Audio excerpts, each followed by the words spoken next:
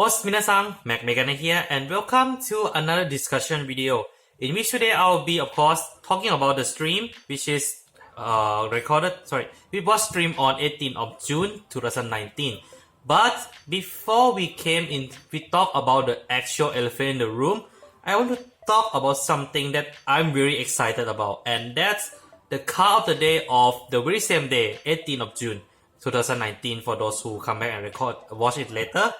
So they released two cards for OTT, and in a way those two cards kind of fix the big issue that the OTT has always been having, which is in a way inconsistent Vanguard power attack and slow victorious their turn. And these two cards just fix that. The first card I want to talk about, of course, is the White Hair of Inaba, which has a very simple effect. When boost, if it boosts a grade 3, you put one card from your hand into soul and you draw one card. This effect is very simple, but you must take note of that it doesn't restrict any card that you put it in. So that means that you literally can put a grade 3 in the soul, and you can trigger technically 1 or 2 turns earlier for DS effect. And that actually is a pretty great thing to do, as the fact that one of the issues that the OTT has been having is, of course, the fact that it takes some time for them to actually activate the DS effect. And yes, OTT is a very defensive deck, but when you up against some of the rush deck like Axel Clan decks, it's actually more beneficial for OTT to manage to go into the victorious their turn faster, so that you can pressure the opponent a bit faster also. I mean, the Axel Clan, the more you leave it, the longer you leave it alone, the more offense it has. So does the OTT. So I think that Inaba is a great card that they released. Another card I want to talk about is, of course, the Fusili Megas, which is a Mega support. At the cost of Counter Blast 1 and Soul Blast 1, regardless of which circle it is on, Vanguard or Vanguard, it can give any Megas Vanguard a 10k and a drive check.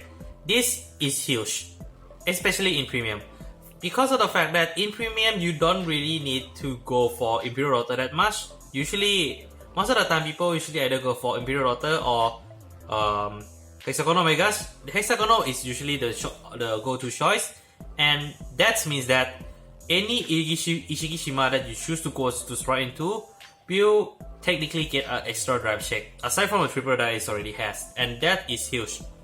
And other than that, it doesn't really do anything much. Of course, the biggest drawback about Fusili is that it requires a Counter Blast and a Soul Blast, in which the clan kinda lack already, but if you play somewhat of a Mega-centric build, it should kind of solve the problem. So that's what I can actually run for my OTT Premium lah. But of course, in Standard, Fusili is not exactly that useful unless you enjoy playing up to 9 drive checks in one turn, in one single attack, from the Pentagonal Megas. So that's a way to play the soul, but that's eat a lot of resource, so I wouldn't really recommend it. So that's all about the new cards, and let's get into the elephant in the room, which is the Royal Review. So just give me a moment while I'll double check the effects so that I didn't get anything wrong. Okay, so in this stream, they actually revealed a few things. One, of course, is a 3 cards from Royal Paladin.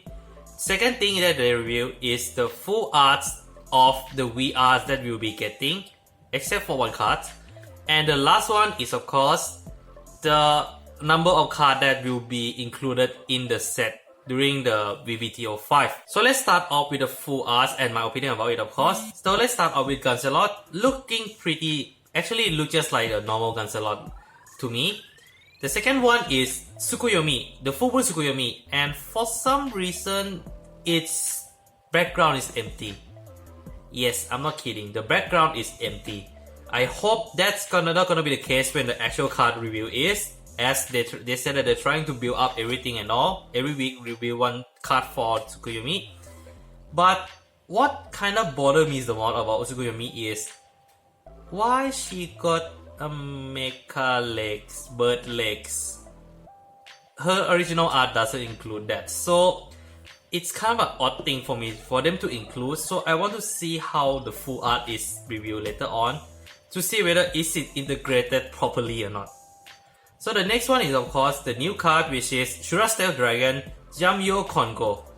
This is new card partially for the fact that Novatama do not have a huge roster, so I'm not surprised that either they pick up a new card or they reintroduce Shirano in the Wii format, in which I don't think they're gonna do that cause Shirano is already broken in premium format, so I don't think they want to make it any more troublesome than that.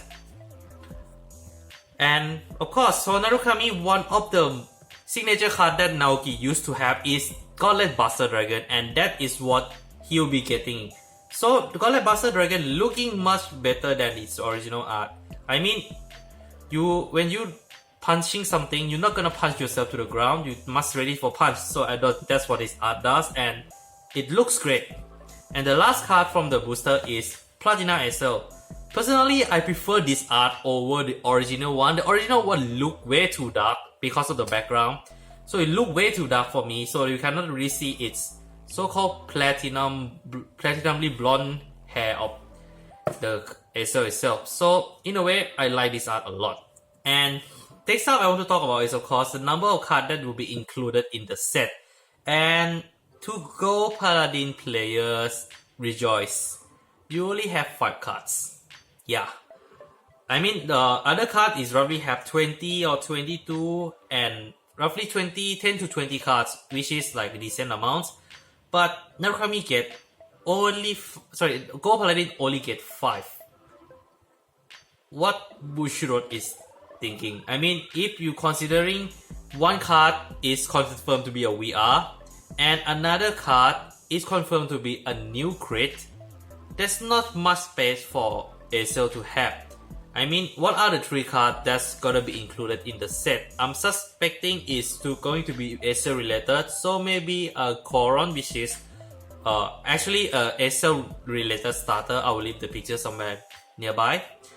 And Koron actually is one of the best starter to me if you're playing a premium, but I'm kind of interested to see if Koron is reintroduced in the Wii series. It should be, I mean, I don't think it's gonna be a grade 0, but I'm kind of interested of how they're going to play the thing. But overall, I think it's pretty basic. I do not understand why they give way too much card for Royal Paladin, but I hope this 21 card that they're giving for Royal Paladin is more useful than EB06, which was a huge match for Royal Paladin. I mean, to me, Blaster is a fun deck to play, but overall as a meta competitive, is it meta competitive or not, is literally a joke. And of course, let's come to the review itself. I'm going from the lowest of the grade first before we hit the Gancelot itself. Yes, today is a Gancelot review. Plug Enchanter has a once per turn effect. When your Blaster Blade is placed, you can soul charge 1. And if you have no face up card in the damage zone, you can counter charge 1. Pretty nice counter charge card for the Royal Paladin. And it's easy to activate personally, and it's fill up. It does a lot of things that can work on other deck, and I think that this work well if you use a Soul Saber Dragon as a backup Vanguard as its soul charge. So maybe the build that they're trying to go for is a Gancelot and Soul Saber, I guess. That's what I'm guessing, so leave in the comments of what you guys think. And for the counter charge, pretty nice. And for some reason, Enchanter has a Scouter like the Dragon Ball one. Why? I mean, it's our place, but why the hell not? The next card that was reviewed is Tristan, Knight of the Harp. When placed, if your Vanguard is grade 3 or greater, cost Counterblast 1, search your deck for 1 Blaster Blade, and review it and put into your hand and shuffle your deck. This is actually pretty strong effect. I mean, you literally search for 1 card and add to hand. So you don't have a necessity of search it immediately. Of course, the old restriction is that it requires a grade 3 to be on the field. So, I mean, the Vanguard to be a grade 3, which kind of restrict to get the Blaster Blade early in the game. And I think it's a fair trade. So, yeah, and he looked much better from how he is in the original art. I mean, Tristan is one of the first few units that was revealed, that was introduced in the Vanguard itself. And of course, Gancelot. It has 2 constant effects. One is all Blaster Blade on your Vanguard, and Rearguard gets power 10k. Yes, Vanguard. If you confuse why, his second effect is actually very simple. During your turn, If your opponent Vanguard is at least grade 3 or higher, your front row circle with a blaster blade on them become Vanguard circle. So that means you allowed to use a drive check on the blaster blades. That means that you technically can get the 4 drive checks without any discard. I think a lot of people that I have talked to so far think this card is broken. But personally for me, I don't think it's that broken. It's actually what Royal has always been needed. A card that can give the power to all Regard consistently, at the same time ability to get back what it has lost, which is in a way it comes in the form of drive checks. And personally for me, this doesn't really fix the issue of the deck for the fact that it's not exactly a finisher.